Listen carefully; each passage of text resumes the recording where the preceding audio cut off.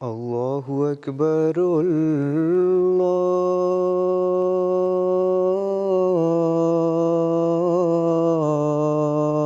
اللہ اکبر اللہ اکبر اللہ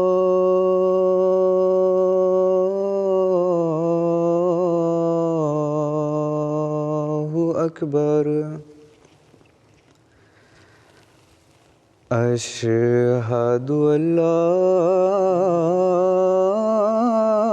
الہ الا اللہ اشہد ان لا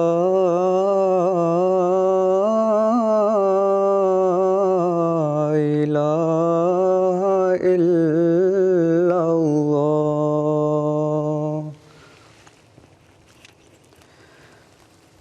اشہد ان محمد رسول اللہ اشہد ان محمد رسول اللہ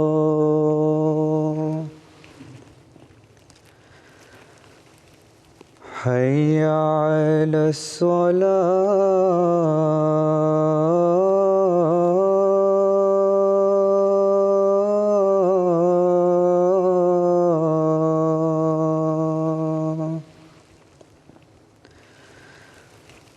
حی علی الصلاۃ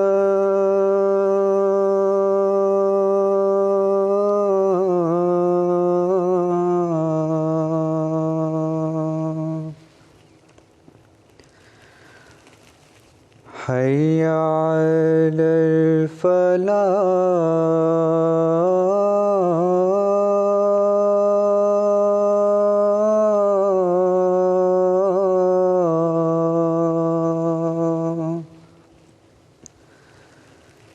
حی علی الفلاح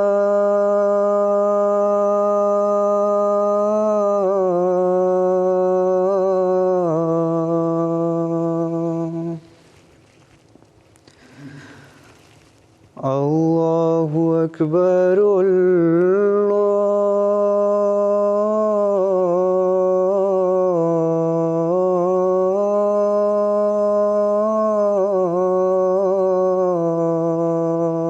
اکبر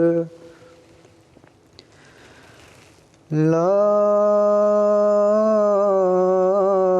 الہ الا اللہ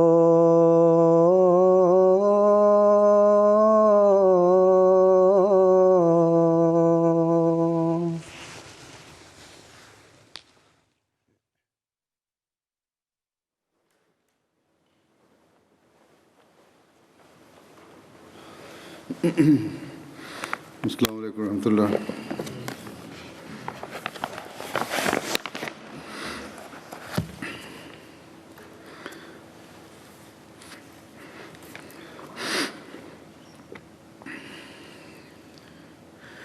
اشہد ان لا الہ الا اللہ وحدہ لا شریک لہ واشهد ان محمدا عبده ورسوله اما بعد فاعوذ بالله من الشیطان الرجیم بسم اللہ الرحمن الرحیم الحمد للہ رب العالمین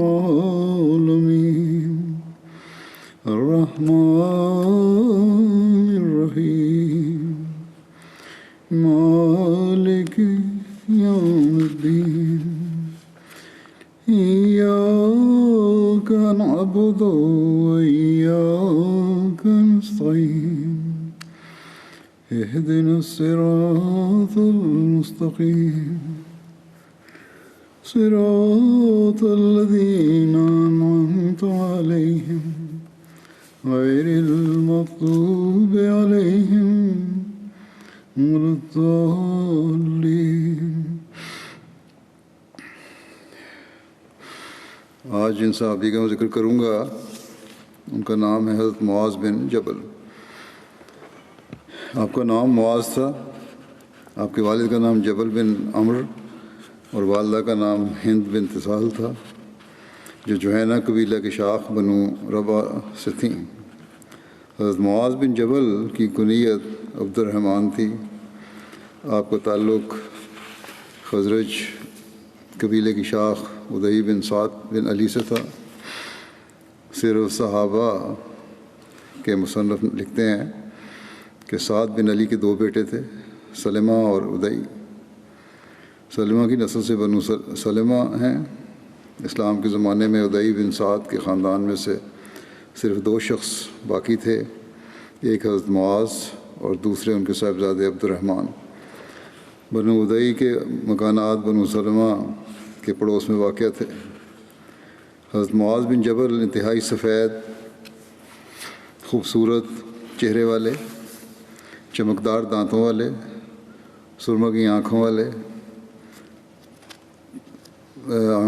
تھے. آپ اپنی قوم کے نوجوانوں میں سے زیادہ خوبصورت نوجوان اور زیادہ سخی تھے. ابو نعیم بیان کرتے ہیں کہ حضرت معاذ بن جبل انصار کے نوجوانوں میں سے بردباری، حیا اور سخاوت میں بہتر تھے. حضرت معاذ بن جبل بیعت عقبہ ثانیہ میں 70 انصار کے ہمراہ شریک ہوئے اور قبول اسلام کے وقت آپ کی عمر 18 سال تھی. حضرت معاذ بن جبل غزوہ بدر، غزوہ احد، غزوہ خندق اور بعد کے تمام غزوات میں حضرت صلی اللہ علیہ وسلم کے ساتھ شریک ہوئے.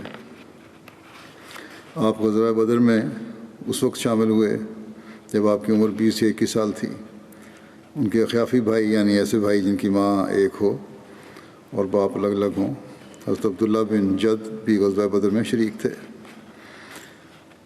اس ذوالغابہ کے مطابق آپ کے اخیافی بھائی کا نام سہل بن محمد بن جد ہے اور سہل بن سلمہ سہل بنو سلمہ سے تھے. اسی وجہ سے بنو سلمہ ان کو بھی اپنے قبیلے میں سے شمار کرتے تھے. جب مہاجرین مکہ ہجرت کر کے مدینہ آئے تو حضرت صلی اللہ علیہ وسلم نے حضرت عبداللہ بن مسعود کے مواخات حضرت معاذ بن جبل سے کروائی. یہ مختلف تاریخ کی کتابوں میں یہی حوالہ درج ہے. اسلام قبول کرنے کے بعد حضرت معاذ بن جبل نے بنو سلمہ کے نوجوانوں کے ساتھ مل کر بنو سلمہ کے بت توڑے تھے.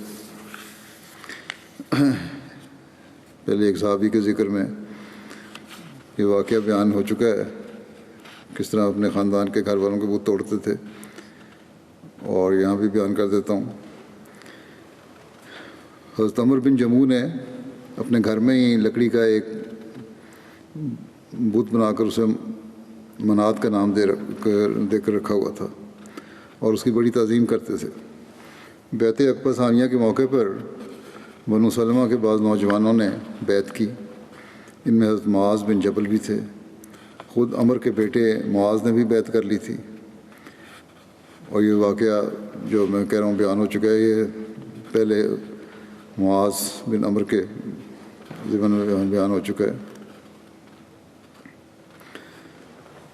تو کہتے ہیں انہوں نے اپنے والد عمر کو اسلام کی طرف بلانے کے لیے تدبیر کی کہ حضرت عمر کا وہ بت جسے انہوں نے اپنے گھر میں سجا رکھا تھا، رات کو اسے اٹھا کے کوڑے کا جو گڑا تھا، ڈھیر تھا، وہاں پھینکاتے تھے.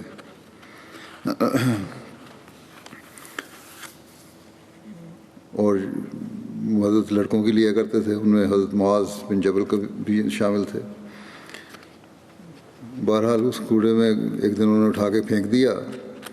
عمر اسے تلاش کر کے اپنے گھر لے آئے اور کہا کہ اگر مجھے اس شخص کا پتہ چل جائے جو میرے بت کے ساتھ یہ سلوک کرتا ہے تو میں اسے عبرتناک سزا دوں گا. اگلے دن پھر ان نوجوانوں نے اس بت کے ساتھ وہی سلوک کیا. وہ پھر گڑھے میں الٹا پڑا تھا. وہ پھر اسے اٹھا کے لائے. تیسرے دن پھر اس بت کو صاف ستھرا کر کے سجا کے رکھا اور ساتھ اپنی تلوار ٹانگ دی اور بت کو مخاطب کر کے کہا کہ خدا کی قسم مجھے نہیں پتہ کہ کون تمہارے ساتھ یہ حرکتیں کرتا ہے، لیکن اب میں تلوار بھی تمہارے ساتھ چھوڑ کے جا رہا ہوں. اپنی حفاظت خود کر لینا، تلوار تمہارے پاس ہے. اگلے دن پھر حضرت عمر نے دیکھا کہ بت اپنی جگہ موجود نہیں ہے اور پھر محلے کے اسی گڑھے کے اندر ایک مردہ کتے کے گلے میں وہ بندھا ہوا پڑا مل گیا. یہ دیکھ کر بہت سٹائے وہ اور سخت پریشان ہو کر سوچنے پر مجبور ہوئے کہ وہ بت جسے میں نے خدا بنا کے رکھا ہوا ہے اس میں تو اتنی قدرت اور طاقت بھی نہیں ہے کہ تلوار پاس ہوتے ہوئے اپنے آپ کو بچا سکے. اس نے میری کیا حفاظت کرنی ہے؟ اور پھر اس پر مزید یہ کہ ایک مردہ کتا اس کے گلے میں پڑا ہوا ہے. پھر یہ خدا کیسے ہو سکتا ہے؟ بہرحال یہ بات پھر ان کو اسلام کی طرف مائل کرنے والی بنی اور اسلام قبول کرنے کا موجب بن گئی. حضرت معاذ بن جبل کہ حضرت صلی اللہ علیہ وسلم سے محبت اخلاص کا اس واقعے سے بھی اندازہ ہوتا ہے کہ غزوہ احد کے بعد جب یہ نبی کریم صلی اللہ علیہ وسلم مدینہ واپس تشریف لائے تو گریہ وزاری کی آواز گلیوں سے آ رہی تھی. آپ نے فرمایا یہ کیا ہے؟ انہوں نے کہا کہ انصار کی خواتین ہیں جو اپنے شہداء پر رو رہی ہیں. آپ نے فرمایا حمزہ کے لیے کوئی رونے والا نہیں؟ آپ صلی اللہ علیہ وسلم نے حضرت حمزہ کے لیے بخشش کی دعا کی. جب حضرت سعد بن معاذ اور حضرت سعد بن عبادہ اور حضرت معاذ بن جبل اور حضرت عبداللہ بن رواحہ نے یہ سنا تو وہ اپنے اپنے محلوں میں گئے اور مدینہ کی رونے والیوں اور نوحہ کرنے والیوں کو اکٹھا کر کے لائے. انہوں نے کہا کوئی انصار کے شہداء پر نہیں روئے گا اور جب تک نبی صلی اللہ علیہ وسلم کے چچا پر نہ رو لو، کیونکہ آپ نے فرمایا کہ مدینہ میں حمزہ کے لیے رونے والا کوئی نہیں. یہ عشق تھا آن رسول وسلم سے، اس کی آپ کی وجہ سے کہ آپ کو تکلیف پہنچے حضرت حمزہ کی.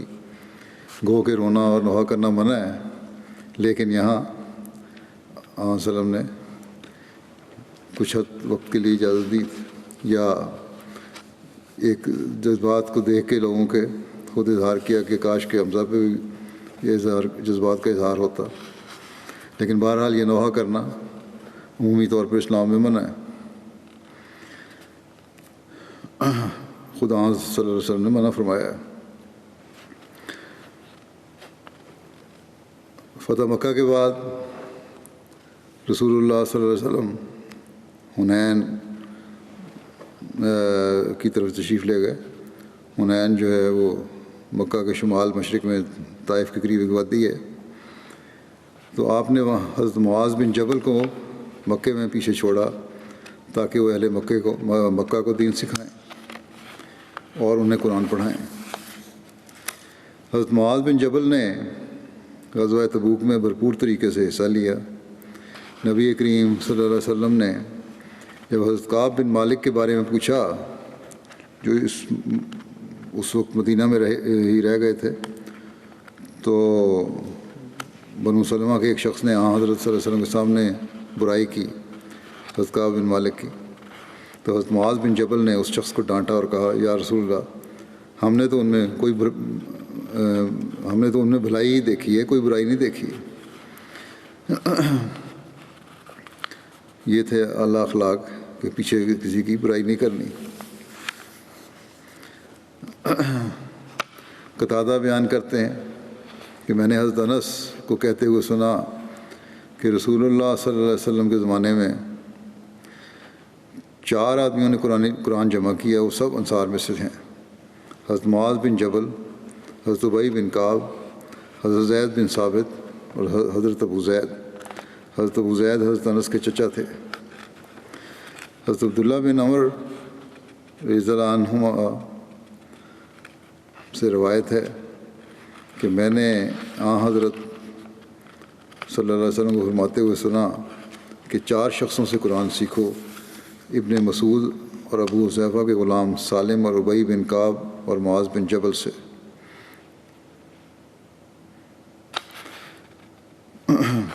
خلیفۃ مسیح بخاری کی روایت ہے جو پہلے پڑھی میں نے۔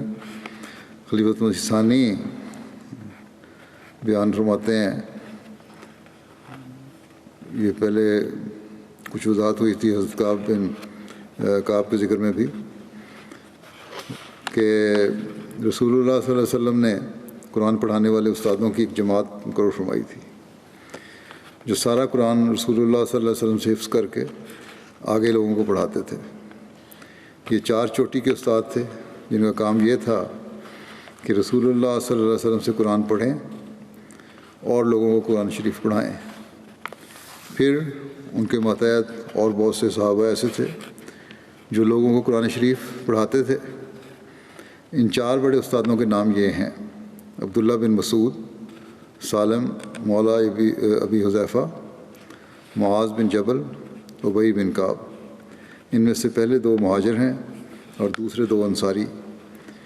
کاموں کے لحاظ سے عبداللہ بن مسعود ایک مزدور تھے، سالم ایک آزاد شدہ غلام تھے، معاذ بن جبل اور ابی بن کعب مدینہ کے رؤساء میں سے تھے۔ گویا ہر گروہ میں سے رسول اللہ صلی اللہ علیہ وسلم نے تمام گروہوں کو مد نظر رکھتے ہوئے قاری مقرر کر دیے تھے۔ حدیث میں آتا ہے کہ رسول اللہ صلی اللہ علیہ وسلم فرمایا کرتے تھے کہ خذوا القرآن من 4 من عبداللہ بن مسعود و سالم و معاذ بن جبل و ابی بن کعب۔ جن لوگوں نے قرآن پڑھنا ہو وہ ان 4 سے قرآن پڑھیں: عبداللہ بن مسعود سے، سالم، معاذ بن جبل اور ابی بن کعب۔ یہ 4 تو وہ تھے جنہوں نے سارا قرآن رسول اللہ صلی اللہ علیہ وسلم سے سیکھا یا آپ کو سنا کر اس کی تصحیح کرا لی، لیکن اس کے علاوہ بھی بہت سے صحابہ رسول اللہ صلی اللہ علیہ وسلم سے براہ راست بھی کچھ نہ کچھ قرآن سیکھتے رہتے تھے۔ چنانچہ ایک روایت میں آتا ہے کہ ایک دفعہ عبداللہ بن مسعود نے ایک لفظ کو اور طرح پڑھا تو حضرت عمر نے ان کو روکا اور کہا کہ اس طرح نہیں، اس طرح پڑھنا چاہیے۔ اس پر عبداللہ بن مسعود نے کہا، نہیں، مجھے رسول اللہ صلی اللہ علیہ وسلم نے اسی طرح سکھایا ہے۔ حضرت عمر ان کو پکڑ کر رسول اللہ صلی اللہ علیہ وسلم کے پاس لے گئے اور رسول اللہ صلی اللہ علیہ وسلم سے کہا کہ یہ قرآن غلط پڑھتے ہیں۔ رسول اللہ صلی اللہ علیہ وسلم نے فرمایا، عبداللہ بن مسعود پڑھ کے سناؤ۔ جب انہوں نے پڑھ کر سنایا تو رسول اللہ صلی اللہ علیہ وسلم نے فرمایا، تو ٹھیک ہے۔ حضرت عمر نے کہا، یا رسول اللہ، مجھے تو آپ نے یہ لفظ اور رنگ میں سکھایا ہے۔ آپ نے فرمایا، یہ وہ بھی ٹھیک ہے۔ اس سے معلوم ہوتا ہے کہ صرف یہی 4 صحابہ رسول اللہ صلی اللہ علیہ وسلم سے قرآن نہیں پڑھتے تھے بلکہ دوسرے لوگ بھی پڑھتے تھے۔ چنانچہ حضرت عمر کا یہ سوال کہ مجھے آپ نے اس طرح پڑھایا ہے بتاتا ہے کہ حضرت عمر بھی رسول کریم صلی اللہ علیہ وسلم سے پڑھتے تھے۔ حضرت انس بن مالک سے روایت ہے کہ رسول اللہ صلی اللہ علیہ وسلم نے فرمایا، میری امت میں سے میری امت پر سب سے زیادہ رحم کرنے والے ابو بکر ہیں۔ میری امت میں سے میری امت پر سب سے زیادہ رحم کرنے والے ابو بکر ہیں، اور اللہ کے دین میں ان سب سے زیادہ مضبوط عمر ہیں، اور ان میں سب سے زیادہ حیا والے عثمان ہیں، اور ان میں سب سے زیادہ عمدہ فیصلہ کرنے والے علی بن ابی طالب ہیں، اور ان میں سب سے زیادہ اللہ کی کتاب قرآن کو جاننے والے ابی بن کعب ہیں، اور ان میں سب سے زیادہ حلال و حرام کو جاننے والے معاذ بن جبل ہیں، اور ان میں سے سب سے زیادہ فرائض کو جاننے والے زید بن ثابت ہیں۔ سنو، اور فرمایا سنو، ہر امت کے لیے ایک امین ہوتا ہے، اور اس امت کا امین ابو عبیدہ بن جراح ہیں۔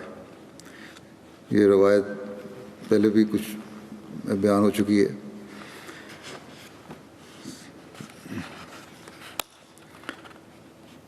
کم و بیش اسی طرح حضرت ابو ہریرہ سے مروی ہے کہ رسول اللہ صلی اللہ علیہ وسلم نے فرمایا کہ کیا ہی اچھے آدمی ہیں ابو بکر، کیا ہی اچھے آدمی ہیں عمر، کیا ہی اچھے آدمی ہیں ابو عبیدہ بن جراح، کیا ہی اچھے آدمی ہیں اسید بن حضیر، اور کیا ہی اچھے آدمی ہیں ثابت بن قیس بن شماس، اور کیا ہی اچھے آدمی ہیں معاذ بن جبل، اور کیا ہی اچھے آدمی ہیں معاذ بن عمر بن جموع۔ مسند احمد بن حنبل کی یہ روایت ہے۔ پھر حضرت معاذ بن جبل سے روایت ہے کہ نبی کریم صلی اللہ علیہ وسلم نے ایک روز ان کا ہاتھ پکڑ کر فرمایا کہ اے معاذ، میں یقیناً تم سے محبت کرتا ہوں۔ حضرت معاذ نے آپ سے عرض کیا یا رسول اللہ، میرے ماں باپ آپ پر قربان ہوں، میں بھی آپ سے محبت کرتا ہوں۔ آپ نے فرمایا اے معاذ، میں تمہیں تاکید کرتا ہوں کہ ہر نماز کے بعد یہ ذکر کرنا اور یہ ہرگز نہ چھوڑنا کہ تم کہو کہ اللہم اعنی علی ذکرے کا و شکرے کا و حسن عبادت کا، کہ اے میرے اللہ میری مدد فرما اپنے ذکر کے لیے اور اپنے شکر کے لیے اور اپنی عبادت کی خوبصورتی کے لیے۔ حضرت معاذ بن جبل سے روایت ہے کہ نبی کریم صلی اللہ علیہ وسلم نے فرمایا کیا میں تمہیں جنت کے دروازوں میں سے ایک دروازے کے بارے میں نہ بتاؤں؟ تو حضرت معاذ نے عرض کیا کیوں نہیں؟ تو آپ صلی اللہ علیہ وسلم نے فرمایا کہ لا حول ولا قوت الا باللہ پڑھ لیا کرو۔ حضرت معاذ سے روایت ہے کہ انہوں نے نبی کریم صلی اللہ علیہ وسلم سے افضل ایمان کے بارے میں پوچھا،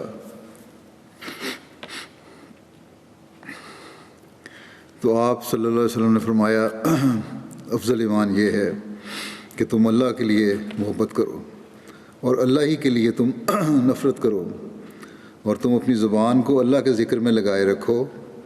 حضرت معاذ نے عرض کیا یا رسول اللہ اور کیا ہے؟ حضور صلی اللہ علیہ وسلم نے فرمایا اور تم لوگوں کے لیے وہی پسند کرو جو تم اپنے لیے پسند کرتے ہو۔ تم لوگوں کے لیے وہی پسند کرو جو تم اپنے لیے پسند کرتے ہو، اور ان کے لیے اس چیز کو ناپسند کرو جو تم اپنے لیے ناپسند کرتے ہو۔ حضرت جابر بن عبداللہ سے روایت ہے کہ حضرت معاذ نبی صلی اللہ علیہ وسلم کے ساتھ نماز پڑھتے اور پھر وہ اپنے لوگوں کے پاس آتے اور انہیں نماز پڑھاتے۔ پہلے مسجد نبوی میں آ کے نماز پڑھتے، پھر چلے جاتے اپنے محلے میں، وہاں جا کے اپنے لوگوں کو نماز پڑھاتے۔ بخاری کی میں روایت ہے یہ۔ حضرت جابر سے روایت ہے، وہ بیان کرتے ہیں کہ حضرت معاذ نبی صلی اللہ علیہ وسلم کے ساتھ نماز پڑھا کرتے تھے، پھر آ کر اپنے لوگوں کی امامت کرتے تھے۔ ایک رات انہوں نے نبی صلی اللہ علیہ وسلم کے ساتھ عشاء کی نماز ادا کی، پھر اپنے لوگوں کے پاس آ کر ان کی امامت کی، تو اس میں سورہ بقرہ شروع کر دی، اور اس پر ایک آدمی الگ ہو گیا اور سلام پھیرا اور اکیلے نماز پڑھی اور جانے لگا، اور دیکھا کہ لمبی سورت پڑھ رہے ہیں، الگ ہو گیا سلام پھیر کے اور اکیلے نماز پڑھ لی۔ اس پر لوگوں نے اسے کہا کہ اے فلاں کیا تو منافق ہو گیا؟ اسے برا بلا کہا، اسے کہا تم منافق ہو گئے، تم نے نماز چھوڑی باجماعت اور علیحدہ نماز پڑھ رہے ہو۔ اس پر اس نے جواب دیا نہیں، خدا کی قسم میں منافق نہیں ہوں، اور میں رسول اللہ صلی اللہ علیہ وسلم کی خدمت میں جاؤں گا اور ضرور یہ آپ کو بتاؤں گا کہ یہ میں نے کیا تھا۔ منافقت ہوتی تو میں چھپ جاتا، میں تو یہ بات بتاؤں گا جا کے رسول اللہ صلی اللہ علیہ وسلم کو۔ چنانچہ وہ شخص رسول اللہ صلی اللہ علیہ وسلم کے پاس آیا اور عرض کیا یا رسول اللہ، ہم پانی لانے والے اونٹ رکھتے ہیں، یعنی اونٹوں پر پانی ایک جگہ سے دوسری جگہ لے کے جاتے ہیں اور لوگوں کے گھروں میں پانی پہنچاتے ہیں، تو دن بھر کام کرتے ہیں، اور حضرت معاذ نے آپ کے ساتھ عشاء کی نماز ادا کی، پھر آ کر سورہ بقرہ شروع کر دی، آپ کے ساتھ نماز پڑھی، پھر ہمارے پاس آئے والے محلے میں اور نماز شروع کر دی۔ چنانچہ رسول اللہ صلی اللہ علیہ وسلم نے حضرت معاذ کی طرف متوجہ ہوئے اور فرمایا اے معاذ، کیا تو آزمائش میں ڈالنے والے ہو؟ کیا تم آزمائش میں ڈالنے والے ہو؟ کہ لوگوں کو کیوں مشکل میں ڈالتے ہو، یہ پڑھا کرو. پھر آپ نے بتایا کیا پڑھنا ہے صورتوں میں، یہ پڑھا کرو. 2 دفعہ کہا یہ پڑھا کرو، یہ پڑھا کرو. حضرت جابر سے روایت ہے کہ آپ نے فرمایا کہ والشمس وضحاہا اور والضحیٰ واللیل اذا یغشی اور سبح اسم ربک الاعلی کی تلاوت کیا کرو. یہ 4 مثال کے طور پر آپ نے ان کو بیان فرمائی. صحیح مسلم کی روایت ہے. یہ ایک بخاری میں ایک روایت اس طرح بھی بیان ہوئی ہے. حضرت جابر بن عبداللہ انصاری کہتے تھے کہ سامنے سے ایک آدمی پانی اٹھانے والے 2 اونٹ لیے آ رہا تھا. رات ہو چکی تھی اور اس نے اتفاق سے حضرت معاذ کو نماز پڑھتے ہوئے پایا. مسجد میں نماز ہو رہی تھی، وہ امامت کرا رہے تھے. تو اس نے اپنے اونٹ بٹھا دیے اور حضرت معاذ کی طرف چلا آیا. حضرت معاذ نے سورہ بقرہ یا سورہ نساء پڑھی تو وہ نماز چھوڑ کر چلا گیا. اسے خبر پہنچی کہ حضرت معاذ نے اس بات کا برا منایا ہے. تو وہ نبی صلی اللہ علیہ وسلم کے پاس آیا، وہ آدمی جو اونٹوں والا تھا، اور آپ صلی اللہ علیہ وسلم کے پاس حضرت معاذ کی شکایت کی. تو نبی صلی اللہ علیہ وسلم نے 3 بار فرمایا اے معاذ تم تو بہت ہی ابتلا میں ڈالنے والے ہو. کیوں لوگوں کو ابتلا میں ڈالتے ہو اتنی لمبی لمبی صورتیں پڑھ کے؟ ابتلا میں ڈالنے والے ہو. کیوں نہ تم نے سبح اسم ربک الاعلی والشمس وضحاہا واللیل اذا یغشی پڑھی، کیونکہ تمہارے پیچھے بوڑھے اور کمزور اور حاجت مند بھی نماز پڑھ رہے ہوتے ہیں. یہ بخاری کی روایت ہے. جیسا کہ میں نے کہا، حضرت مسیح ثانی رضی اللہ عنہ نماز میں چھوٹی صورتیں پڑھنے کے متعلق حضرت صلی اللہ علیہ وسلم کی حضرت معاذ بن جبل کو نصیحت کا ذکر کرتے ہوئے فرماتے ہیں کہ رسول کریم صلی اللہ علیہ وسلم سورہ اعلیٰ، سورہ غاشیہ، سورہ فجر اور اسی قسم کی بعض اور صورتوں کو عام طور پر فرض نمازوں میں پڑھنا زیادہ پسند فرمایا کرتے تھے. نسائی نے جابر سے روایت کی ہے کہ حضرت معاذ بن جبل ایک دفعہ نماز پڑھا رہے تھے کہ ایک آدمی ان کے ساتھ پیچھے سے آ کر شامل ہوا. حضرت معاذ نے نماز لمبی شروع کر دی. معاذ بعض روایتوں میں آتا ہے کہ انہوں نے سورہ آل عمران یا سورہ نساء کی تلاوت شروع کر دی. جب نماز لمبی ہو گئی تو اس نے نماز اپنی توڑ کر ایک دوسرے کونے میں جا کر علیحدہ نماز شروع کر دی اور فارغ ہو کر چلا گیا.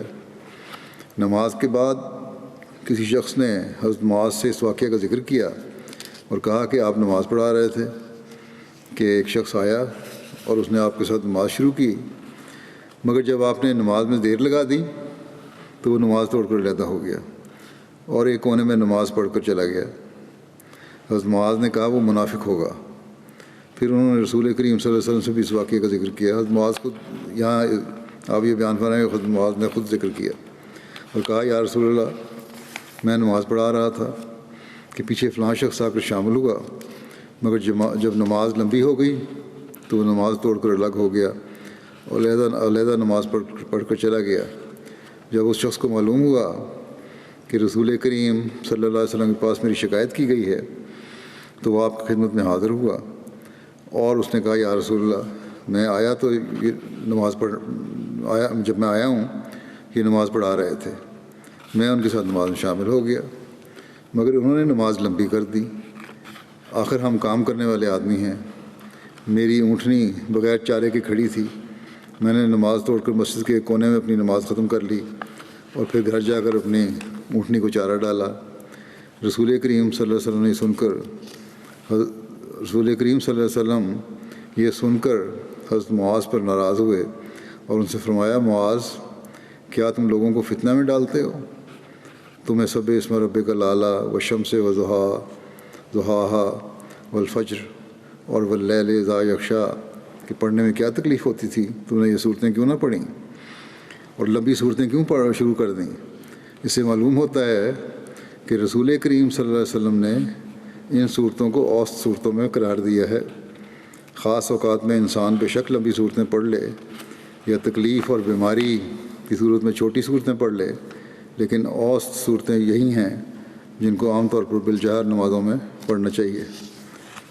بہرحال یہ بھی یاد رکھنا چاہیے کہ یہی نہیں کہ یہی صورتیں پڑھی جائیں صرف، یہ اصولی ہدایت یہ ہے کہ زیادہ لمبی صورتیں نہیں پڑھنی اور جو باجماعت نماز ہو رہی ہو، اور لیکن اپنے حالات کے مطابق. اور بعض لوگوں کو جس طرح حفظ ہوتی ہیں صورتیں، بعض کو چھوٹی صورتیں حفظ ہیں، امامت کے لیے اور کوئی نہیں ملتا، اسی کو نماز پڑھانی پڑتی ہے، تو وہ بھی پڑھائی جا سکتی ہیں. تو اصولی ہدایت یہ ہے کہ لمبی صورتیں نہیں پڑھانی باجماعت نماز میں، کیونکہ مختلف قسم کے لوگ ہوتے ہیں، بوڑھے بھی ہوتے ہیں، بیمار بھی ہوتے ہیں، کام کرنے والے بھی ہوتے ہیں. حضرت معاذ بن جبل کہتے ہیں کہ میں سواری پر نبی کریم صلی اللہ علیہ وسلم کے پاس کے پیچھے بیٹھا ہوا تھا. میرے اور آپ کے درمیان کجاوا کا پچھلا حصہ تھا. آپ نے فرمایا اے معاذ بن جبل. میں نے کہا میں حاضر ہوں یا رسول اللہ، اور یہ میری سعادت ہے. پھر آپ تھوڑی دیر چلے اور فرمایا اے معاذ بن جبل. میں نے پھر عرض کیا لبیک یا رسول اللہ، میری سعادت ہے. پھر آپ تھوڑی دیر چلے اور فرمایا اے معاذ بن جبل. میں نے عرض کیا لبیک یا رسول اللہ، میری سعادت ہے. فرمایا کیا تم جانتے ہو کہ اللہ کا بندوں پر کیا حق ہے؟ میں نے کہا اللہ اور اس کا رسول بہتر جانتے ہیں. فرمایا اللہ کا بندوں پر یہ حق ہے کہ وہ اس کی عبادت کریں. اللہ کا بندوں پر یہ حق ہے کہ وہ اس کی عبادت کریں، یعنی بندے اللہ کی عبادت کریں اور کسی کو اس کا شریک نہ بنائیں. پھر آپ کچھ دیر چلے اور فرمایا اے معاذ بن جبل.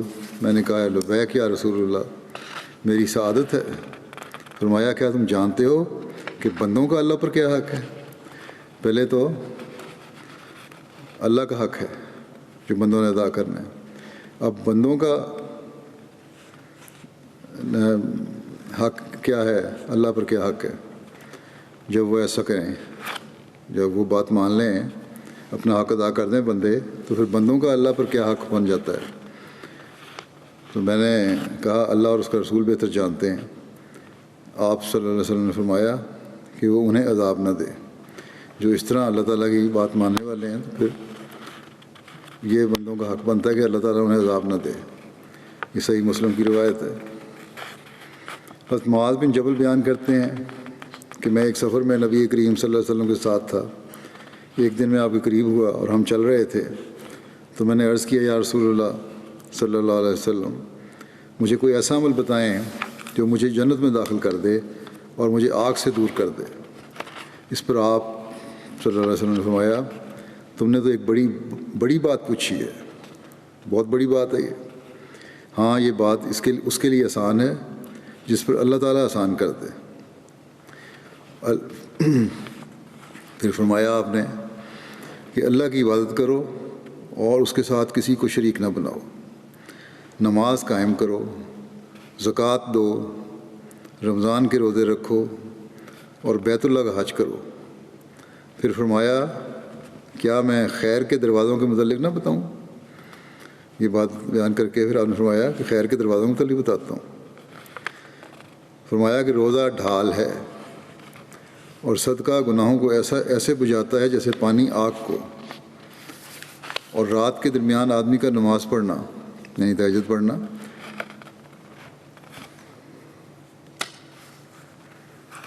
پھر آپ نے یہ آیت پڑھی تتجافا جنوبہم عن المضاجع یدعون ربہم خوفا وطمعا ومما رزقناہم ینفقون فلا تعلم نفس ما اخفی لہم من قرۃ اعین جزاء بما کانوا یعملون. کہ ان کے پہلو بستروں سے الگ ہو جاتے ہیں جبکہ وہ اپنے رب کو خوف اور طمع کی حالت میں پکار رہے ہوتے ہیں.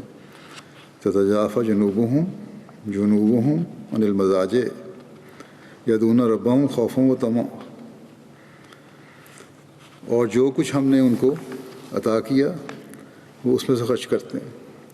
بس کوئی ذی روح نہیں جانتا کہ ان کے لیے آنکھوں کی ٹھنڈک میں سے کیا کچھ چھپا کر رکھا گیا ہے اس کی جزا کے طور پر جو وہ کیا کرتے تھے. پھر فرمایا کیا میں تم کو ان سب کی بلند چوٹی اور اس کا ستون اور اس کی بلندی کا اوپر کا حصہ نہ بتاؤں؟ جہاد. فرمایا وہ جہاد ہے. پھر فرمایا کیا میں تم کو ایسی بات نہ بتاؤں جس پر اس سب کا مدار ہے، یعنی بنیاد ہے، اس کی گرد ساری چیزیں گھومتی ہیں۔ میں نے عرض کیا ضرور یا رسول اللہ۔ اس پر آپ صلی اللہ علیہ وسلم نے اپنی زبان کو پکڑا اور فرمایا کہ اس کو روک رکھو، زبان کو پکڑے فرمایا اس کو روک رکھو۔ میں نے عرض کیا ہے نبی اللہ صلی اللہ علیہ وسلم، کیا ہمارا مواخذہ اس پر ہوگا جو ہم اس کے ذریعے کہتے ہیں؟ آپ صلی اللہ علیہ وسلم نے فرمایا تیرا بھلا ہو اے معاذ، لوگوں کو اوندھے منہ آگ میں نہیں گراتی مگر ان کی زبانوں کی کاٹی فصلیں، یعنی جو تم زبان سے باتیں کرتے ہو، تیز باتیں کرتے ہو، زبان سے دیے گئے زخم جو ہیں وہ ایسے ہیں جو جذباتی تکلیفیں بھی پہنچاتے ہیں، جو فتنہ پیدا کرتے ہیں، اور بہت ساری برائیاں اس سے پیدا ہوتی ہیں۔ تو یہ چیزیں جب برائیوں کی طرف زبان لے کے بیان کر رہی ہوں، برائیاں بیان کر رہی ہو یا برائی کا ذریعہ بن رہی ہو زبان سے کہی ہوئی باتیں، تو پھر آپ نے فرمایا کہ وہ ان کو اوندھے منہ آگ پہ گرانے والی ہوتی ہیں۔ اس لیے زبان سے کو سنبھال کے استعمال کرو اور اس سے اچھی اچھی باتیں ادا کی جائیں۔ حضرت کعب بن مالک کہتے تھے کہ حضرت معاذ بن جبل رسول اللہ صلی اللہ علیہ وسلم کی حیات میں اور حضرت ابوبکر کے زمانے میں مدینے میں فتویٰ دیا کرتے تھے۔ محمد بن سہل بن ابو خیثمہ اپنے والد سے روایت کرتے ہیں کہ رسول اللہ صلی اللہ علیہ وسلم کے زمانے میں مہاجرین کے 3 آدمی اور انصار میں سے 3 آدمی فتویٰ دیا کرتے تھے۔ وہ حضرت عمر، حضرت عثمان، حضرت علی، حضرت ابی بن کعب، حضرت معاذ بن جبل اور حضرت زید بن ثابت تھے۔ عبد الرحمن بن قاسم اپنے والد سے روایت کرتے ہیں کہ حضرت ابوبکر صدیق کو جب کوئی ایسا امر پیش آتا جس میں وہ اہل الرائے اور اہل فقہ کا مشورہ لینا چاہتے تو آپ مہاجرین و انصار کے آدمیوں کو بلاتے۔ حضرت عمر، حضرت عثمان، حضرت علی، حضرت عبد الرحمن بن عوف، حضرت معاذ بن جبل، حضرت ابی بن کعب اور حضرت زید بن ثابت کو بلاتے۔ یہ سارے حضرت ابوبکر کے زمانہ خلافت میں فتویٰ دیا کرتے تھے، یعنی کہ افتاء کمیٹی کے ممبر تھے یہ، یا ان کو اختیار دیا تھا آپ نے کہ فتوے دے دیا کرو اپنے اس علم کی بنا پہ جو انہوں نے حضرت صلی اللہ علیہ وسلم سے سیکھا تھا۔ حضرت معاذ بن جبل حضرت ابوبکر کے دور میں شام میں چلے گئے اور وہاں بود و باش اختیار کر لی۔ جس وقت حضرت معاذ بن جبل شام روانہ ہو گئے تو حضرت عمر نے کہا کہ ان کی روانگی نے مدینے اور اہل مدینہ کو فقہ میں اور جن امور میں ان کو فتویٰ دیا کرتے تھے محتاج بنا دیا ہے۔ حضرت عمر نے حضرت ابوبکر سے عرض کیا کہ لوگوں کو ان کی ضرورت ہے، انہیں روک لیں، مگر حضرت ابوبکر نے یہ کہتے ہوئے انکار کر دیا کہ جس شخص نے ارادہ کر لیا ہو اور وہ شہادت چاہتا ہو میں اس کو نہیں روک سکتا۔ حضرت عمر کہتے ہیں کہ میں نے کہا بخدا آدمی کو اس کے بستر پر بھی شہادت عطا کر دی جاتی ہے۔ ثور بن یزید بیان کرتے ہیں حضرت معاذ بن جبل جب رات کو نماز تہجد ادا کرتے تو یہ دعا مانگا کرتے تھے کہ اے اللہ آنکھیں سوئی ہوئی ہیں اور ستارے ٹمٹما رہے ہیں، تو حی و قیوم ہے، اے اللہ جنت کے لیے میری طلب سست ہے اور آگ سے میرا بھاگنا کمزور اور ضعیف ہے، اے اللہ میرے لیے اپنے ہاں ہدایت رکھ دے جسے قیامت کے روز تو مجھے لوٹا دے، یقیناً تو وعدے کے خلاف نہیں کرتا۔ کیا خوف اور خشیت کا مقام ہے۔ حضرت انس بن مالک بیان کرتے ہیں کہ نبی صلی اللہ علیہ وسلم نے جب کہ حضرت معاذ پالان پر آپ کے پیچھے سوار تھے فرمایا اے معاذ بن جبل، انہوں نے کہا یا رسول اللہ حاضر ہوں، حضور کی خدمت میں ہوں۔ آپ نے فرمایا اے معاذ، انہوں نے کہا حاضر ہوں یا رسول اللہ آپ کی خدمت میں ہوں۔ فرمایا معاذ، انہوں نے کہا حاضر ہوں یا رسول اللہ آپ کی خدمت میں ہوں۔ 3 بار آپ نے پکارا، پھر فرمایا جو کوئی بھی اپنے دل کی سچائی سے یہ گواہی دے گا کہ اللہ کے سوا کوئی بھی معبود نہیں ہے اور محمد صلی اللہ علیہ وسلم اللہ کے رسول ہیں تو اللہ ضرور اس کو آگ پر حرام کر دے گا۔ انہوں نے کہا یا رسول اللہ کیا میں لوگوں کو اس کے متعلق خبر نہ دوں؟ وہ خوش ہو جائیں گے، بتاؤں جا کے لوگوں کو باتیں؟ آپ نے فرمایا تب تو وہ بھروسہ کر لیں گے کہ اتنی بات کہہ لی اور باقی نیکیاں نہیں کریں گے، اس لیے لوگوں کو نہیں بتانا۔ حضرت معاذ نے مرتے وقت یہ بات بتلائی تھی کہ وہ گناہ سے بچ جائیں، یعنی کہ آن رسول کی بتائی ہوئی بات کو آگے نہیں بتایا۔ یہ ان کو خیال تھا کہ شاید یہ بات مجھے مرتے ہوئے آگے صاحب علم لوگوں کو پہنچا دینی چاہیے، پھر آپ نے بتائی، لیکن اپنی زندگی یا صحت کی حالت میں نہیں بتائی۔ حضرت ولی اللہ شاہ صاحب نے شرح بخاری میں لکھا ہے کہ یہاں اور بعض حدیثیں متعلقہ ہیں ان کے حوالے بیان کرتے ہوئے پھر اس کو بھی بیان کیا ہے کہ یہاں یہ بات جو کی گئی ہے کہ کسی علمی بات کو خاص لوگوں میں محدود کرنا ہے، کیونکہ یہ علمی بات ہے، اس کو خاص لوگوں میں محدود کرنا ہے کیونکہ عام لوگ اس کے صحیح مطلب تک نہ پہنچنے کی وجہ سے نقصان اٹھائیں گے۔ صرف اتنا کہہ دینا اور باقی کوئی عمل نہ کرنا، یہ نہ ہو کہ ایک بات پہنچ جائے کہ لا الہ الا اللہ محمد رسول اللہ کہہ دیا، ہمیں کسی عمل کی ضرورت نہیں۔ اب اسے بھی دیکھیں اس کے باوجود عملاً مسلمانوں کو یہی حال ہے کہ صرف نام کے مسلمان ہیں، کلمہ پڑھ کے سمجھتے ہیں، کسی عمل کی ضرورت نہیں۔ پھر شاہ صاحب لکھتے ہیں کہ اس حدیث نے اس قسم کی باتوں کی نوعیت واضح کر دی ہے، جو مختلف حدیث بیان کر رہے تھے وہ، اور یہ بھی اس میں شامل تھی۔ پھر لکھتے ہیں کہ مسلم نے بھی حضرت ابن مسعود کی ایک روایت صحیح سند سے بیان کی ہے جس میں یہ الفاظ ہیں ما انت بمحدث قوما حدیث لا یبلغہ عقولہم الا کان لبعضہم فتنہ۔ ان ارشادات نبویہ کا مفہوم یہ ہے کہ لوگوں کو ان کی عقل اور سمجھ کے مطابق مخاطب کرنا چاہیے، کیونکہ بعض باتیں فتنے میں مبتلا کر دیتی ہیں۔ ہم اب دیکھتے ہیں، پھر لکھتے ہیں کہ ہم اب دیکھتے ہیں کہ مومن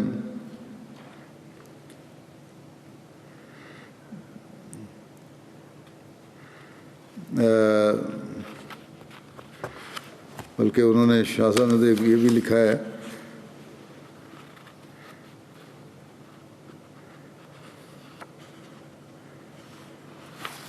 اچھا نہیں، وہ پہلی دوسری روایتیں ہیں، وہ پھر کافی تفصیل لمبی ہو جائے گی۔ بہرحال پھر وہ آگے لکھتے ہیں کہ ہم اب بھی دیکھتے ہیں کہ مومن ساز لوگوں نے کس طرح لا الہ الا اللہ کے محض زبانی اقرار کو اپنے لیے آڑ بنا رکھا ہے اور شریعت کی تکلیفوں سے بنی نوع انسان کو آزاد کر کے ان کو ایمان کا سرٹیفکیٹ دے دینا چاہتے ہیں، اور صدقم من قلبے یعنی اس کے ضروری لوازمات کو کچھ خیال نہیں کرتے۔ ہر مولوی، ہر ممبر کے خطبہ دینے والا وہ سمجھتا ہے کہ جو میرے پیچھے نمازیں پڑھ رہا ہے وہی کلمہ پڑھ لیا، وہ سرٹیفکیٹ مل گیا، باقی کسی کی چیز کی ضرورت نہیں۔ پھر آپ لکھتے ہیں کہ زبان سے اقرار کرنے والے انہی مومنوں کے ہوتے ہوئے حضرت صلی اللہ علیہ وسلم نے فرمایا تھا کہ ایمان اس وقت نہ دلوں میں ہوگا نہ زبان پر بلکہ ثریا پر ہوگا، یہ آخری زمانے کے بارے میں جب کہ وہ لوگ موجود تھے، اور یہ بات ہی کہی تھی آپ نے کلمہ پڑھنا والی۔ پھر لکھتے ہیں آپ کہ من لقی اللہ لا یشرک بہ شیئا، یعنی جو شخص موت تک ہر قسم کے شرک سے بچتا رہے گا وہ جنت میں داخل ہوگا۔ حضرت صلی اللہ علیہ وسلم کا حضرت معاذ کو 2-3 دفعہ مخاطب کر کے خاموش ہو جانا اور پھر یہ بات بتلانا، یہ اسی اصل کے مطابق ہے کہ آپ نے جستجو کے متعلق احساس اور خواہش کو ابھارا ہے۔ 2-3 دفعہ جب کہا، انہوں نے کہا حاضر ہوں لبیک، تو توجہ پیدا ہوئی، شوق پیدا ہوا کہ آپ فرمانا چاہتے ہیں وسلم۔ جب جوش پیدا، ایک خالص توجہ پیدا ہو گئی، پھر آپ نے ان کو بتایا۔ پھر شاہ صاحب یہ لکھتے ہیں کہ تا آپ کی بات اچھی طرح ذہن نشین ہو جائے اور اس کا اثر نفس میں قائم رہے، یہ بات ذہن نشین کرانے کے لیے آپ نے 3 دفعہ ان کو توجہ دلائی تھی۔ حضرت معاذ نے بھی حضرت صلی اللہ علیہ وسلم کے ارشاد کا پورا ادب کیا اور وہ مرتے وقت بتلایا کہ مبادہ ایک نہایت ضروری بات کے نہ بتانے سے ان سے مؤاخذہ نہ ہو، یہ نہ ہو کہ اللہ تعالیٰ کہے کہ تمہارے علم میں ایک بات آئی تم نے آگے نہیں بتائی، یعنی علمی بات کم از کم علم رکھنے والے لوگوں تک تو پہنچ جانی چاہیے. یہ علم ویسے تو آج کل مسلمان ایمان کا دعویٰ کرتے ہیں، کلمہ پڑھ کر سمجھتے ہیں کہ شرک سے پاک ہو گئے ہیں، لیکن دل شرک سے بھرے ہوئے ہیں. انحصار دنیاوی چیزوں پر ہے. بڑے بڑے خطیب بھی دنیاوی چیزوں پر انحصار کرتے ہیں. ان کی اگر اصلی حالت حقیقت جانی جائے تو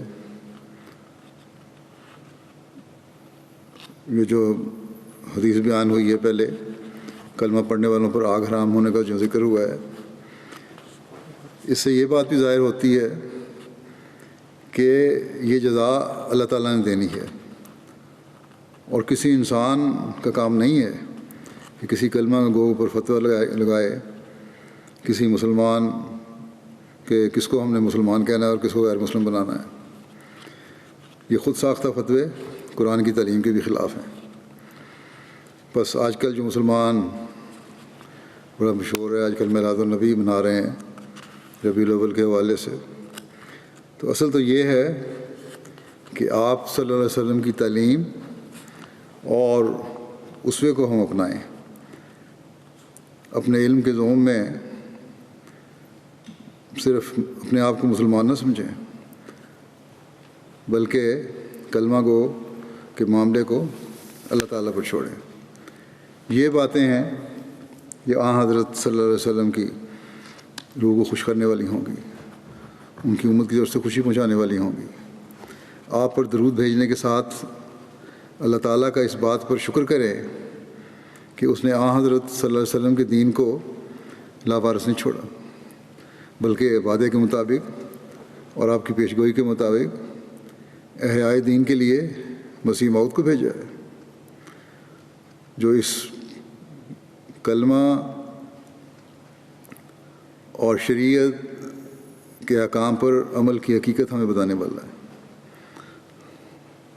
تاکہ حقیقت میں جہنم کی آگ ہم پر حرام ہو، اور اللہ تعالیٰ حضرت مسیح موعود صلی اللہ علیہ وسلم کے انکار کرنے والوں کو بھی عقل دے کہ اس بات کو سمجھیں، اور ہمیں بھی اسلام کی حقیقی تعلیم اور کلمہ کی حقیقت کو سمجھنے اور اس پر عمل کرنے والا اللہ تعالیٰ بنائے. حضرت معاذ بن جبل بیان کرتے ہیں کہ ہم رسول اللہ صلی اللہ علیہ وسلم کے ساتھ غزوہ تبوک کے سال نکلے. آپ نمازیں جمع کرتے تھے، آپ ظہر، عصر اور مغرب اور عشاء اکٹھی ادا فرماتے. ایک روز آپ نے نماز میں کچھ تاخیر فرمائی، آپ باہر تشریف لائے اور ظہر و عصر کی نمازیں جمع کیں، پھر اندر تشریف لے گئے. اس کے بعد باہر تشریف لائے اور مغرب و عشاء کی نمازیں اکٹھی ادا کیں. پھر حضور نے فرمایا کہ کل تم انشاءاللہ تبوک کے چشمے پر پہنچو گے.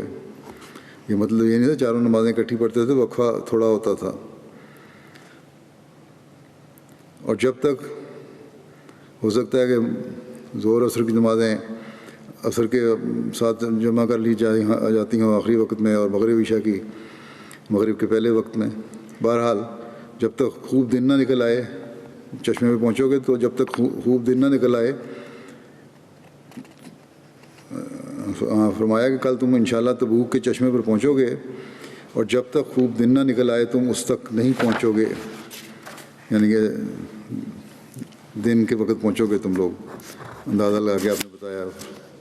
بس تم میں سے جو اس کے پاس پہنچے اس کے پانی کو بالکل نہ چھوئے جب تک کہ میں نہ آ جاؤں. وہاں پہنچ کے پانی نہ پینے لگ جانا، نہ چھیڑنا اس کو جب تک میں نہ آ جاؤں اس پہ. راوی کہتے ہیں پھر ہم اس چشمہ پر پہنچے، لیکن 2 آدمی وہاں ہم سے پہلے پہنچ چکے تھے، اور چشمہ تسمہ کی طرح تھا جس سے تھوڑا تھوڑا پانی بہہ رہا تھا، بڑی باریک دھار بن رہی تھی.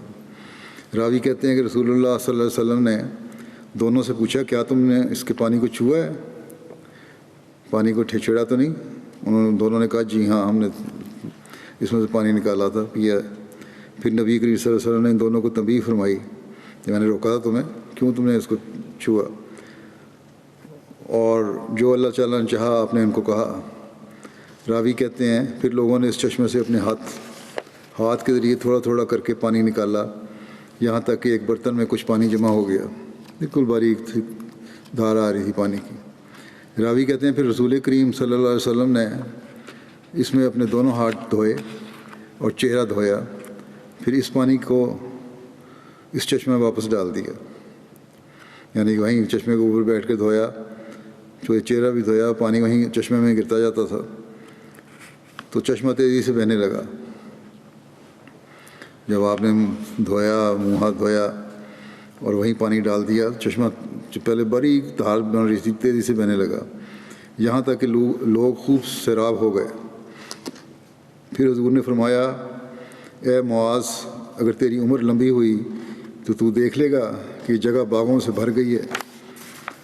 کتب احادیث سے معلوم ہوتا ہے کہ معجزہ اس وقت ہوا جب کہ نبی کریم صلی اللہ علیہ وسلم تبوک کے مقام پر بھی پہنچے ہی تھے۔ سیرت ابن ہشام میں سے ہے یہ کہ واقعہ تبوک کے مقام سے واپسی پر ایک وادی میں ہوا جس کا نام مشقق ہے۔ یہ واقعہ حضرت امام مالک نے اپنی کتاب موطا میں بھی بیان کیا ہے۔ محمد بن عبد الباقی زرقانی نے اس حدیث کی شرح بیان کرتے ہوئے یہ لکھا ہے کہ ابو ولید باجی کہتے ہیں کہ یہ غیب کی خبر ہے جو واقعہ ہو چکی ہے، اور حضرت معاذ کا خاص طور پر تذکرہ حضرت صلی اللہ علیہ وسلم نے اس لیے فرمایا کیونکہ ملک شام منتقل ہو گئے تھے اور وہاں ان کی وفات ہوئی تھی۔ آپ کو بدریہ وہی معلوم ہوا کہ حضرت معاذ یہ جگہ دیکھیں گے اور وہ وادی آپ کی برکت کی طفیل درختوں اور باغات کا مجموعہ بن جائے گی۔ علامہ ابن عبد البر کہتے ہیں کہ ابن وصاح کہتے ہیں کہ میں نے اس چشمے کے ارد گرد وہ ساری جگہ دیکھی ہے، درختوں کی سرسبزی اور شادابی اس قدر تھی کہ شاید یہ سلسلہ قیامت تک جاری رہے، اور ایسی ہی آپ کی پیشگوئی تھی۔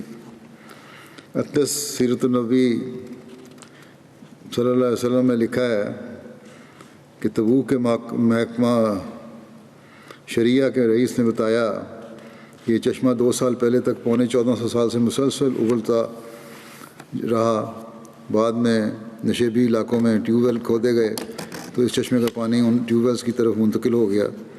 تقریباً 25 ٹیوب ویلز میں تقسیم ہو جانے کے بعد اب یہ چشمہ خشک ہو گیا ہے۔ اس کے بعد وہ ہمیں ایک ٹیوب ویل کی طرف بھی لے گئے جہاں ہم نے دیکھا کہ 4 انچ کا ایک پائپ لگا ہوا ہے اور کسی مشین کے بغیر اس سے پانی پورے زور سے نکل رہا ہے۔ قریب یہی کیفیت دوسرے ٹیوب ویلز کی بھی ہمیں بتائی گئی۔ یہ نبی صلی اللہ علیہ وسلم کے معجزے کی ہی برکت ہے کہ آج تبوک میں اس کثرت سے پانی موجود ہے کہ مدینہ اور خیبر کے سوا ہمیں کہیں اتنا پانی دیکھنے کا اتفاق نہیں ہوا، بلکہ حقیقت یہ ہے کہ تبوک کا پانی ان دونوں جگہوں سے بھی زیادہ ہے۔ اس پانی سے فائدہ اٹھا کر اب تبوک میں ہر طرف باغ لگائے جا رہے ہیں، اور نبی صلی اللہ علیہ وسلم کی پیشگوئی کے مطابق تبوک کا علاقہ باغوں سے بھرا ہوا اور دن بدن بڑھتا جا رہا ہے۔ باقی انشاءاللہ ان کے ذکر آئندہ ہوگا۔ اس وقت میں کچھ جنازے بھی پڑھاؤں گا جمعے کے بعد، ان کا ذکر کر دیتا ہوں۔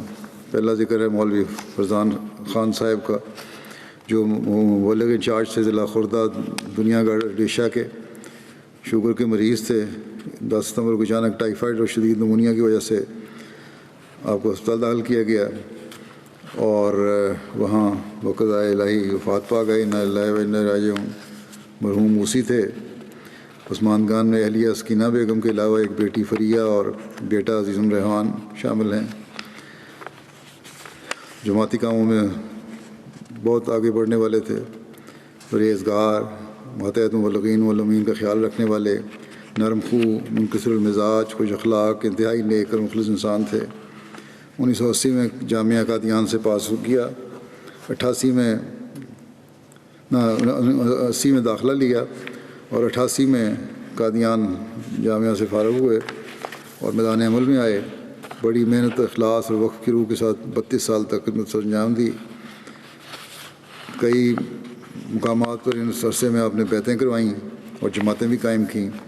ان کی اہلیہ سکینہ بیگم کہتی ہیں کہ مولوی صاحب بتاتے تھے کہ پہلی تقرری ہریانہ میں ہوئی، کوئی معین مقام نہیں تھا اور کوئی احمدی نہیں تھا اس علاقے میں۔ یہ مختلف جگہوں پہ گھومتے تھے اور تبلیغ کرتے تھے اور سینٹر قائم کرتے تھے، اور اس دوران صبح ہریانہ کے گاؤں میں پہنچے، وہاں کے لوگوں کو جماعت کا پیغام پہنچایا۔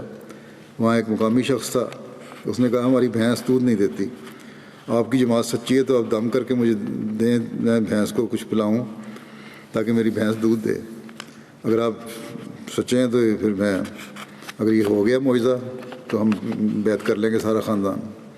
کہتے ہیں بہرحال مولوی صاحب کہتے ہیں کہ میں نے سورہ فاتحہ درود شریف پڑھا اور کچھ دعائیہ کلمات پڑھ کر پانی پر دم کر کے اس شخص کو دے دیا، پانی لے کے چلا گیا۔ اسی گاؤں میں ساری رات رہے مولوی صاحب۔ کہتے ہیں کہ ایک شخص کہتے ہیں کہ گاؤں میں ایک درخت تھا، ساری رات میں اس کے نیچے بیٹھا رہا اور دعاؤں کرتے گزار دی کہ اللہ تعالیٰ مسیح موعود کی صداقت کا معجزہ ثابت کر دے۔ کہتے ہیں صبح ہوتے ہی مولوی صاحب نے دیکھا کہ شخص ایک بالٹی لیے آ رہا ہے، دیکھا تو اس میں دودھ تھا۔ کہنے لگا مولوی صاحب ہماری بھینس نے دودھ دیا ہے، اور خوشی کے اظہار کرتے ہوئے میں اور میرا پورا خاندان اب سمجھ گئے ہیں کہ جماعت احمدیہ سچی ہے، شامل ہوتے ہیں اس میں۔ بیٹے ان کے ریحان کہتے ہیں کہ ان میں انکساری راجدی بہت زیادہ تھی، بڑی نرم دل تھے، پیار محبت سے پیش آنے والے، ہر ایک سے اللہ تعالیٰ کی رضا جماعت کی خدمت کی خاطر اپنی زندگی بسر کی۔ خلیفہ وقت کے ہر ارشاد اور ہدایت پر لبیک کہتے تھے اور ہمیں بھی تاکید کرتے تھے، ہمیں ہمیشہ شفقت سے محبت سے پیش آتے، جماعتی کاموں کے ساتھ گھر کے کاموں میں بھی حصہ لیتے، والدہ کا ہاتھ بٹاتے، اور ساری زندگی ہمیں اپنی نمازوں کی بھی انہوں نے حفاظت کی اور ہماری نمازوں کی بھی حفاظت کی، ہمیشہ ہمیں صراط مستقیم پر چلنے کے لیے کہتے تھے۔ جتنے ساتھ کام کرنے والے جتنے مولوین اور مبلغین ہیں سب یہی لکھتے ہیں کہ ایک مثالی مبلغ تھے، بڑے ہمدرد تھے، اور کبھی ہم نے ان کو غصے میں نہیں دیکھا۔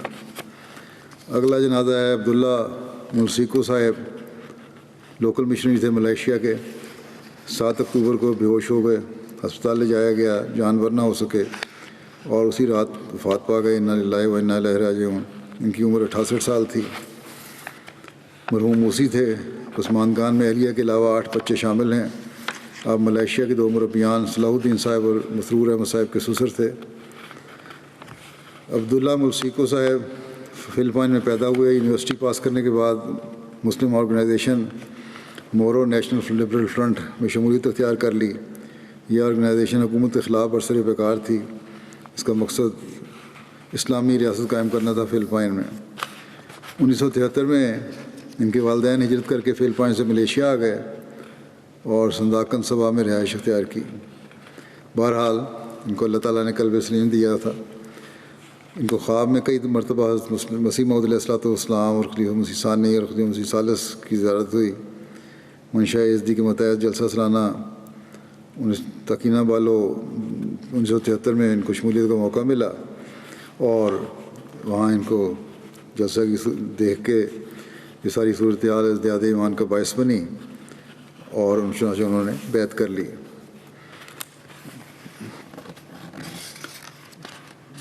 سنداکن میں آپ جس جگہ رہتے تھے وہاں کوئی مبلغ نہیں تھا، اور آپ ایک پیاسی روح تھے، چنانچہ اس پیاس کو بجھانے کے لیے آپ نے جماعتی لٹریچر خوب مطالعہ کیا۔ تبلیغ کا بہت شوق تھا، اپنے اس شوق کو عملی جامہ پہنایا، دوستوں رشتہ داروں اور اپنے علاقے میں خوب تبلیغ کی۔ اس کے نتیجے میں بہت سے لوگ احمدیت میں شامل ہوئے، اسلام میں شامل ہوئے، اور اس کے تبلیغ کے شوق کی وجہ سے آپ نے اپنے آپ کو وقف بھی کیا، اور بطور مبلغ ان کا تقرر پھر ہوا۔ پھر اسی طرح ان کو فلپائن میں چند سال خیر الدین بارگو صاحب کے ساتھ بھی کام کرنے کا موقع ملا، اور بہرحال اپنی نیک فطرت، علم کا شوق اور عاجزی اور انکساری اللہ تعالیٰ کے خوف کی وجہ سے انہوں نے وہاں بھی بڑا کام کیا، اور عیسائیوں سے بھی مباحثات کرتے رہتے تھے۔ کئی لوگوں کو اسلام کی آغوش میں لے کے آئے۔ اردو بول نہیں سکتے تھے لیکن سیکھنے کا شوق تھا، کئی حوالے یاد تھے، نظمیں یاد تھیں۔ ہمیشہ مہمان نوازی کا بڑا شوق تھا، جمعے پہ آنے والوں کی خاص طور پہ مہمان نوازی کیا کرتے تھے۔ ڈسپلن آدمی تھے، اور یہ چاہتے تھے ہر کوئی انسان جو ہے ڈسپلن میں اس میں رہنا چاہیے اس کو، اور تربیت اس کے مطابق کرتے تھے۔ چند سال سے چلنے پھرنے کی تکلیف تھی، اس کے باوجود کبھی اپنی اس تکلیف کو اپنے کام کے میں آڑے نہیں آنے دیا۔ تیسرا جنازہ ہے عبدالواحد صاحب مولم سلسلہ قادیان کا، جو 12 ستمبر کو 56 سال کی عمر وفات پا گئے۔ انا للہ و انا الیہ راجعون۔ یہ ان کا تعلق عیسائی گھرانے سے تھا۔ ان کے خاندان میں سب سے پہلے ان کے بھائی جو ریٹائرڈ مولم تھے ان کو بیعت کی شرف حاصل ہوا، پھر بعد میں ساری فیملی نے بیعت کر لی۔ قبولی احمدیت کے بعد مرحوم نے جامعۃ المبشرین میں 3 سال کا کورس کیا، وہاں سے فارغ ہو کر پھر مختلف علاقوں میں تبلیغ کے لیے گئے۔ قادیان کے مختلف علاقوں میں بھی تعلیم و تربیت کی ذمہ داری ان کو سونپی گئی۔ بڑے اطاعت گزار اور پوری لگن سے کام کرنے والے تھے، تبلیغ کا بہت اچھا ملکہ رکھتے تھے۔ ان کے ذریعے سے قادیان کے 3 عیسائی اور 3 غیر احمدی خاندانوں نے جماعت میں شمولیت اختیار کی، اور ان میں سے بھی 2 افراد اللہ تعالیٰ کے فضل سے موسی ہیں، یعنی کہ صرف شمولیت نہیں کی بلکہ نیکی بڑھنے والے ہیں۔ ان کے پسماندگان میں اہلیہ کے علاوہ ایک بیٹا اور 2 بیٹیاں شامل ہیں، اور ان کا بیٹا جو ہے اس سال جامعہ احمدیہ سے فارغ ہوا ہے مربی بن کے۔ اللہ تعالیٰ ان سب مرحومین کے درجات بلند فرمائے، مغفرت اور رحم کا سلوک فرمائے ان سب سے، ان کے اولادوں کو بھی ان کی نیکیوں کو جاری رکھنے کی توفیق عطا فرمائے، اور جو ان کی خواہشات تھیں جس طرح تربیت ہو ان کی اولاد کی، اللہ تعالیٰ اس کے مطابق کرے۔ خلافت کے صحیح سلطان بننے والے ہوں یہ جو وقف زندگی بھی ہیں، ان میں سے بعض بچے۔ اللہ تعالیٰ مغفرت اور رحم کا سلوک فرمائے۔ جیسا کہ میں نے کہا نمازوں کے بعد انشاءاللہ جمعہ کے بعد انشاءاللہ نماز جنازہ ادا کروں گا۔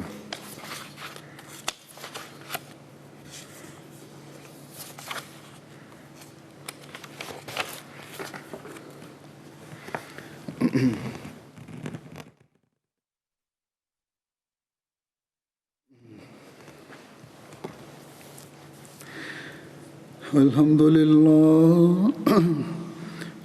لله نحمده ونستعينه ونستغفره ونؤمن به ونتوكل عليه ونعوذ بالله من شرور أنفسنا ومن سيئات أعمالنا من يهده الله فلا مضل له ومن يضلل فلا هادي له ونشهد أن لا إله إلا الله ونشهد أن محمدا عبده ورسوله عباد الله رحمكم الله إن الله يأمر بالعدل والإحسان وإيتاء ذي القربى وينهى عن الفحشاء